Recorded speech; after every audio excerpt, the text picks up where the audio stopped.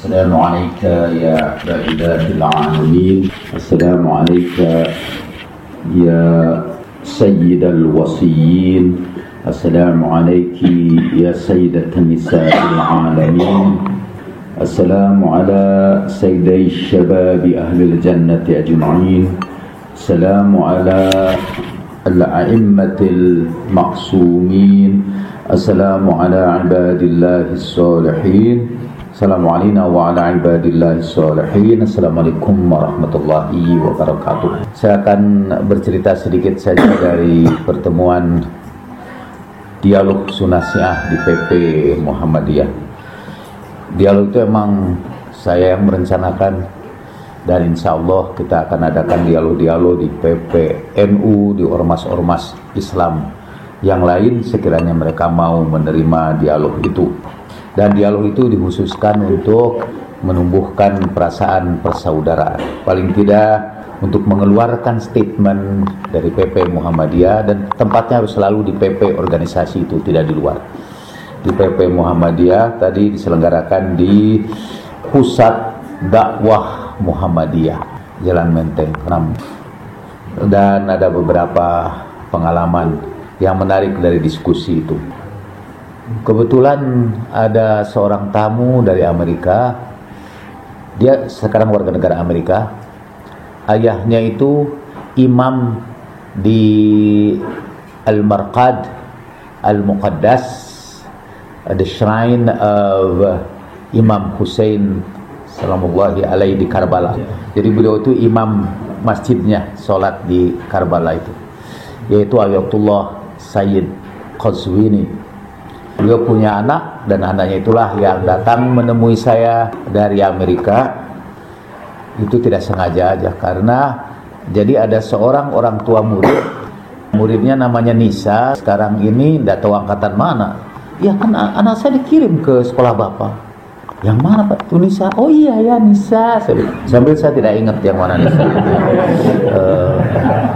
Itu lijal bil mawaddah aja. Dan sekarang ternyata dia sedang mengambil S3 dalam psikologi di salah satu universitas di San Francisco. Lalu bapaknya berkenalan dengan imam Syiah di Fresno, ya di sebelah selatan San Francisco. Saya malah tidak menduga bahwa asalnya bahwa dia ini Qazwini berasal dari Irak, karena emang potongannya bule banget dan bahasa Inggrisnya sangat fasih. Gimana Pak, lebih baik saya berbicara dengan Anda itu bahasa Arab atau bahasa Inggris? Lalu kata dia, terserah Anda lah. Dan ternyata dia orang Irak. Bahasa Arabnya bagus sekali. Ya udah bahasa Inggris aja sih. Tadinya mau menyombongkan diri, meyakinkan dia bahwa saya ulama. Karena dia datang ke sini katanya untuk mencari komunitas Syiah. Tanya sama dia, siapa imam Syiah di Indonesia itu. Dibawalah kepada saya, lalu saya jelaskan, I'm neither imam nor Syiah. Jadi saya bukan imam, saya bukan Syiah. I'm trying to be a Syiah. Saya sedang berusaha untuk menjadi Syiah. Karena kata Imam Ja'far salamullahi alaihi, ketika muridnya tanya, Imam, saya sudah mengikuti engkau itu sekian lama, apakah saya sudah jadi Syiah? Kata Imam, carilah di seluruh kota itu, 1000 orang di kota itu. Kalau di antara 1000 orang di kota itu ada orang yang lebih wara dari kamu, maka kamu belum menjadi Syiah. Jadi saya emang belum 1000, ini saya sudah ketemu Anda, saya segera tahu bahwa saya bukan Syiah. Saya sebenarnya minta dia berbicara juga di sana, menceritakan hubungan Sunnah dan Syiah di Amerika Serikat. Saya undang juga untuk muktamar ijabi pada hari Ghadir Khumm. Dalam diskusi itu tadinya Pak Din Samsudin akan hadir, tapi ternyata dia berangkat ke Korea. Dan yang mengejutkan saya, yang berbicara itu ada satu orang yang kebetulan bagus sekali, yaitu Dr. Ad-Daruqutni. Beliau itu saya saksikan dalam diskusi semalam sebelumnya di TVRI, dan diskusinya sangat bagus. Jadi saya pikir, wah, saya seneng lah. Tahu-tahu di samping dia ada putra Pak Zarkasi, pendiri Gontor, namanya Fahmi Zarkasi. Dia pendiri Majelis Intelektual ulama muda Indonesia. Kita mengenalnya sebagai orang yang sangat anti Syiah banget sekali. Ia pernah mengirimkan surat ke Seknek menandatangani pernyataan mewakili ulama-ulama lulusan Gontor mengusulkan agar Syiah itu dilarang di Indonesia dengan menyertakan daftar yayasan-yayasan di bawah Ijabi katanya. Semua yayasan dia masukkan di bawah Ijabi. Kalau dia menyebut Mutahari ya udah, masuk akal lah, emang itu di bawah Ijabi. Tapi ini seluruh yayasan yang bahkan membenci Ijabi pun masuk situ. Jadi saya dipanggil ke Seknek dan penandatangannya adalah beliau itu. Saya disuruh ke depan dan dia tidak mau bicara duluan tentu. Dia mau bicara belakangan. Saya disuruh bicara duluan. Saya sudah mempersiapkan sebuah PowerPoint yang saya kerjakan sampai jam 2 ke malam itu. Ketemulah Pak Fahmi itu. Tapi di samping saya ada Pak Daruqutni, kemudian ada Pak Fahmi. Haidar tidak bisa datang. Pada malam kemarinnya dia sudah bersedia, tapi tiba-tiba pagi-pagi dia tidak bersedia dan menyuruh Ustadz Hussein datang mewakili Abi, kata gitu. Saya bilang ini alhamdulillah saya diikuti Abi terus menerus. Kemenak dan Mendagri tiba-tiba muncul Abi. Jam 3 belum selesai sebetulnya. Saya serahkan kepada Ustadz Hussein untuk menjawab pertanyaan-pertanyaan di situ. Ketika saya mau pergi, semua teriak, jangan dulu pergi, ini ada beberapa pertanyaan. Saya bilang ini saya sudah serahkan kepada Ustadz Hussein. Dan dia akan menjawab sama dengan jawaban saya. Enggak, ini ada pertanyaan yang khusus Anda harus jawab. Jadi sebelum pergi ini satu pertanyaan aja. Sebetulnya hanya pernyataan saja, bukan pertanyaan ya. Karena terus dia ngomong lagi panjang, ya dihentikan aja karena saya mau buru pulang. Maksudnya mengejar pengajian di sini. Nah, walhasil saya berguru dari diskusi kemarin malam itu. Pak Daruqutni menjelaskan bahwa kalau kita membicarakan pertentangan Sunni dan Syiah, kita harus membicarakan pertentangan antara Bani Hashim dan Bani Umayyah. Wah, itu bagus, saya bilang. Saya catat. Jadi waktu diskusi itu saya bilang, tadi malam Pak Daruqutni, Pak tolong betulkan kalau saya salah. Kita membicarakan pertentangan Sunnah Syiah itu dengan mengutip pertentangan antara Bani Hashim dan Bani Umayyah. Ada sebuah buku malah yang melanjutkan bahwa konflik Sunnah dan Syiah itu sebetulnya dimulai dari konflik Habil dan Qabil yang sama-sama satu keluarga, kemudian menurun sampai pertentangan antara dua anak dari Abdul Manaf bin Qusay. Abdul Manaf bin Qusay punya anak yaitu Abdul Syam dan Hashim. Abdul Syam itu punya anak Umayyah. Umayyah punya anak Abu Sufyan Sakhar bin Harb. Ada yang salah, seperti saya juga pernah salah, Abu Sufyan bin Sakhar, enggak. Sakhar itu gelarannya, Abu Sufyan Sakhar bin Harb.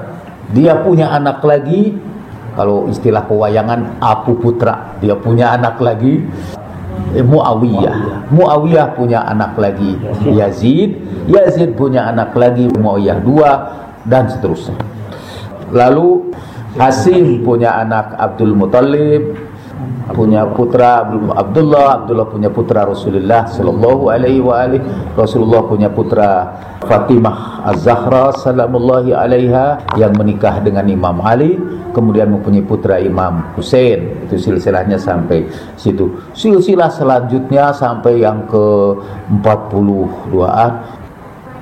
Saya ceritakanlah pertentangan antara Bani Hashim dan Bani Umayyah.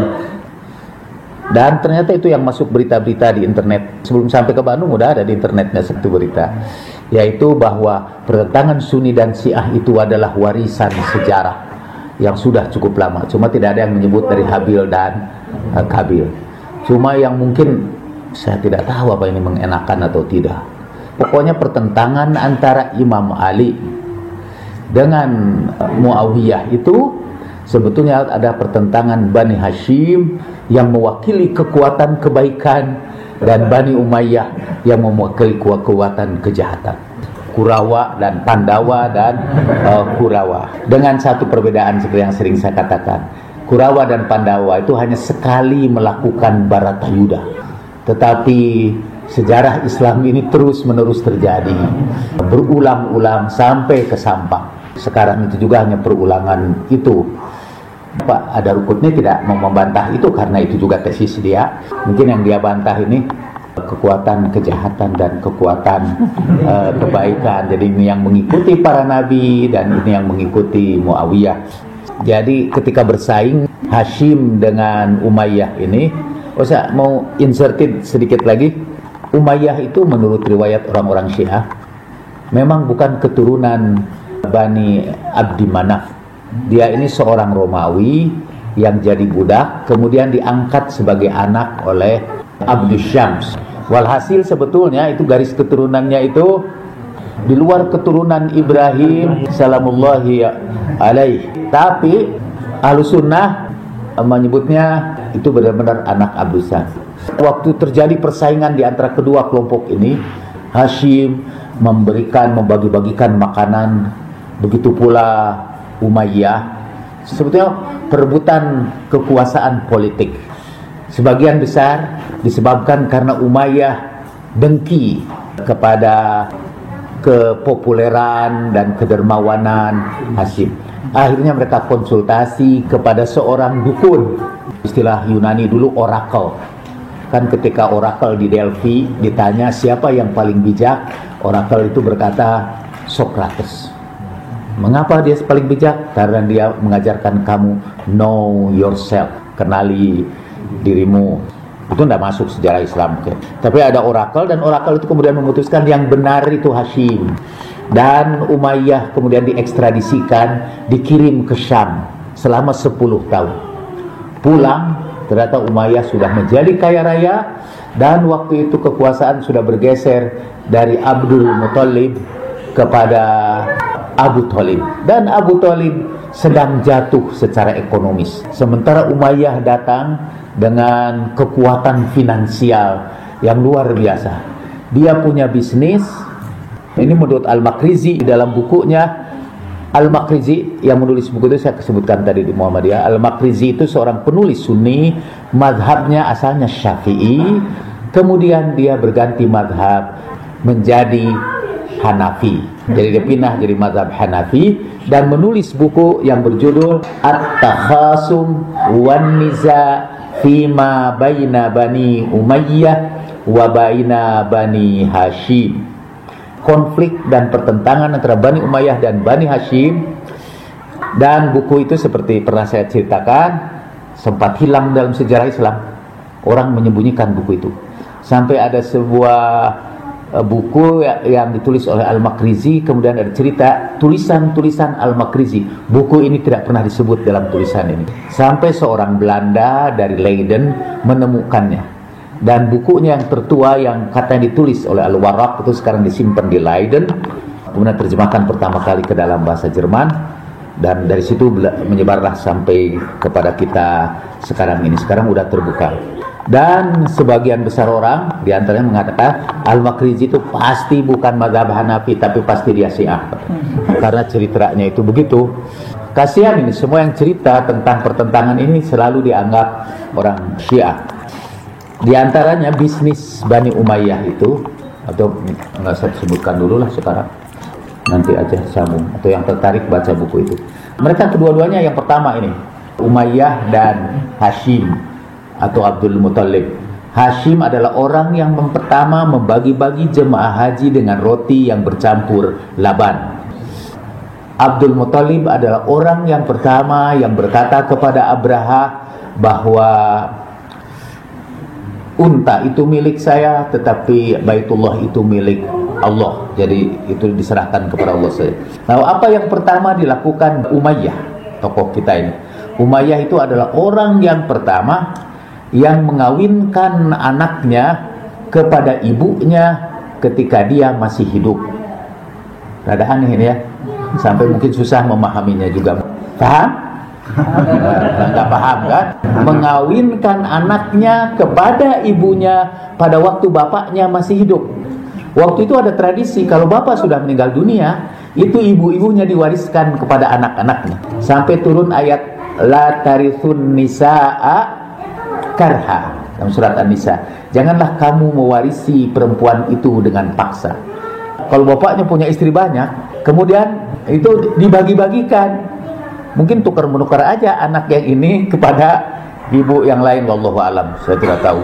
Tapi keistimewaan Umayyah ialah mengawinkan salah seorang istrinya, artinya mestinya ibunya, dengan salah seorang anaknya ketika dia masih hidup. Kebiasaan jahiliyah baru mengawini ibunya itu setelah meninggal dunia. Dalam Islam kan kemudian ibu termasuk yang diharamkan. Tapi Umayyah itu mempunyai tradisi seperti itu. Itu bagian pertama. Kemudian tadi malam itu Said Aqil Siraj cerita tentang Khalifah Al-Mutawakkil. Dia malah menyebutnya Al-Mutawakkil ala Allah, padahal sebetulnya Al-Mutawakkil billah. Nah, Al-Mutawakkil billah itu adalah Khalifah Abbasiyah yang paling anti Syiah. Mula-mula kelompok yang dominan itu adalah kelompok Mu'tazilah. Kalau kata Said Aqil, orang Mu'tazilah itu orang menggunakan akalnya, pinter-pinter, intelek. Tiba-tiba Al-Mutawakkil muncul dan dia melarang paham Mu'tazilah. Lalu orang-orang pinternya akhirnya kabur dari Baghdad itu, lari ke satu tempat namanya Dailam. Dan di Dailam itu kemudian mereka mengembangkan Syiah di situ. Karena itu kata Pak Said Aqil Syiah itu dari dulu itu rata-rata orangnya pinter-pinter, intelektual gitu. Di Indonesia juga orang yang Syiah itu mengatakan hati-hati terhadap Syiah itu, mereka itu pinter-pinter orang. Siapa Mutawakkil billah itu? Lalu saya cerita bahwa dia itu sangat benci kepada Ahlul Bait dan sangat benci secara khusus kepada Imam Ali sallallahu alaihi. Di Samara, itu di tempat yang sangat bersejarah bagi orang Syiah, dia mengadakan pesta-pesta minuman keras.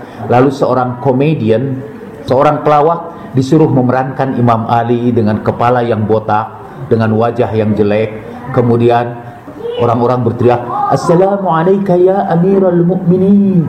Diejek, dicemoohkan, sampai anaknya Al-Muntasir berkata kepada bapak, "Tahukah engkau bahwa ya Abah, kata, orang yang kau cemoohkan itu adalah ibnu ammik wa fakhr.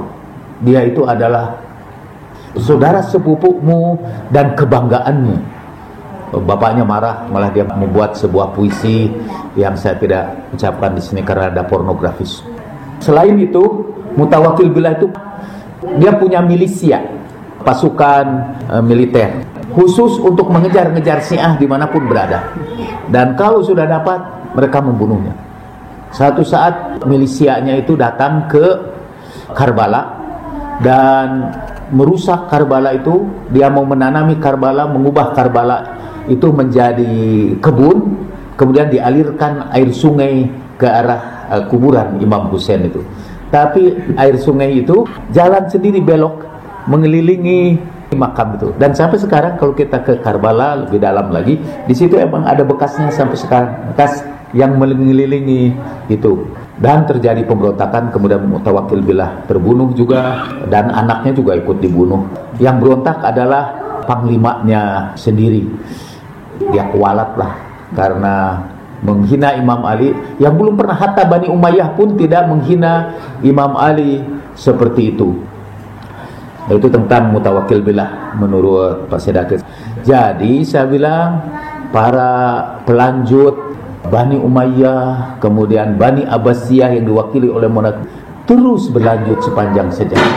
Dan terus berlanjut juga orang-orang yang melanjutkan Imam Ali, Imam Hasan, Imam Husain, dan selanjutnya sampai sekarang. Gitu aja saya cerita. Lalu saya bacakanlah ciri-ciri orang Syiah dari Imam Ja'far As-Shadiq salamullahi alaih, karena saya ditawari mengenai nilai-nilai dasar Syiah bagi persatuan bangsa. Setelah itu yang bicara ya Pak itu tuh Pak Fahmi Zarkasi. Rupanya dia sudah mengumpulkan banyak yang datang ke situ itu hanya untuk menyerang. Tapi lucunya dia mengatakan, saya tidak akan membahas kisah Bani Umayyah dan Bani Hashim, karena itu sudah memasuki ranah teologis. Dan saya tidak mau berbicara ranah teologis, saya mau berbicara hal-hal yang praktis sekarang ini. Lalu yang dia bicarakan teologi, dan tidak ada satupun yang berkaitan dengan hal-hal yang praktis. Cuma dia tidak membahas ini Bani Umayyah dan Bani Hashim itu. Akhirnya dia bahwa orang Syiah itu mencaci maki sahabat Nabi. Itulah tema yang ada peribahasa Arab yang sampai orang beruban, anak-anak tumbuh besar, orang-orang yang kepalanya hitam berubah-berubah, itu tetap aja gitu, itu tidak berubah-ubah sepanjang zaman. Para saudara-saudara kami yang menyerang kami hanya menganjurkan kreatiflah dikit, karena kami udah bosan jawabnya itu. Dari dulu udah dijawab, dan udah ribuan kitab menjawab pertanyaan itu, kok diulang-ulang lagi. Saya sudah terlalu hafal, jadi kalau saya jawab itu melotok banget gitu. Jadi tidak lagi meningkatkan otak saya, karena itu hanya mengulang-ulang apa yang sudah terjadi. Dan argumentasi saya tentang bahwa orang Syiah, lalu bahwa itu cerita dialog Sunasya itu fiktif, tidak pernah ada. Dan lucunya itu semuanya pakai argumentasi berarti. Perhatikan itu, saya pernah mengajarkan teknik logika itu, teknik berarti kan kalau keluarga. Jadi kalau kamu ini tidak datang pada hari ulang tahunku, berarti kamu tidak lagi cinta kepadaku. Kita buka kamus, tidak ada dalam kamus ya. Di mana itu adanya? Dalam hayalan kamus. Dalam kamus nggak ada berarti. Jadi ketika saya mengucapkan wa ala alihi thayyibin wa ashabihil muntajabin, itu perhatikan kata Rahmat itu muntajabin, artinya berarti ada sahabat-sahabat yang dilaknat. Karena itu dia hanya kasih salawat kepada wa ala alihi thayyibin wa ashabihil muntajabin, berarti ada sahabat yang dilaknat, karena dia hanya menyebut yang muntajabin aja.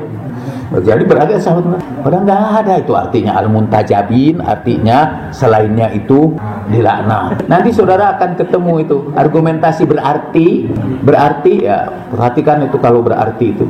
Nanti saudara jawab juga dengan berarti. Berarti ketika saudara mengartikan berarti, itu sebenarnya saudara sudah tidak berarti gitu. Karena argumentasi berarti itu tidak begitu berarti ya. Jadi rada susah memahami. Kalau kata orang komunikasi, words do not mean, people do. Kata-kata itu tidak punya arti. Kitalah yang memberi arti ya. Walhasil nih, Bani Umayyah itu pertama kalinya mengawinkan anaknya kepada ibunya. Nanti kita akan cerita tentang Bani Umayyah itu bagaimana kelakuannya sejak mereka belum berkuasa sampai mereka sudah berkuasa. Dan ceritanya sebetulnya lebih menarik. Malah kalau untuk dibikin film, itu lebih menarik membuat film Bani Umayyah ketimbang film Imam Ali. Buat kita itu menarik tentang film Imam Ali itu, tapi buat umumnya itu film Bani Umayyah lebih menarik.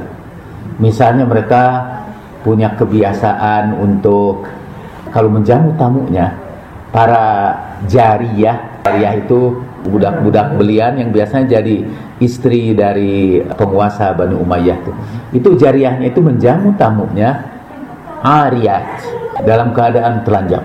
Kalau di barat sih, misalnya di Playboy itu mereka pakai bikini lah. Muawiyah lebih maju. Dan ini nanti dianggap penistaan terhadap agama. Nanti bisa kita tunjukkan kitabnya. Lebih penasaran lagi mengikuti pengajian yang akan datang. Jadi cerita tentang Bani Umayyah itu lebih menarik. Karena beberapa unsur daya tarik ada di situ. Kalau saudara memang membuat cerita yang menarik, unsur daya tarik itu satu, seks. Kalau ada cerita seksnya menarik.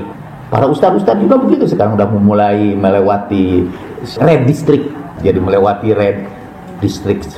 Kemudian ada di situ konflik, ada pertentangan, itu menarik. Ada perkelahian, ada yang punya lakon, ada penjahatnya, itu menarik. Ikutilah acara kita berikutnya untuk menyaksikan hal-hal yang lebih menarik daripada yang kita dengar. Kita doakan semua orang yang sakit di antara kita, juga untuk kawan saudara kita, para pengikut Ahlul Bait dimanapun mereka berada. Lahadiniya wa kulli niyatin sholihatin ziyadatan fi sarafin nabi al-Mustafa sallallahu alaihi wa alihi wa sallam wal a'immatit thayyibin at-tahirin. Al-Fatihah.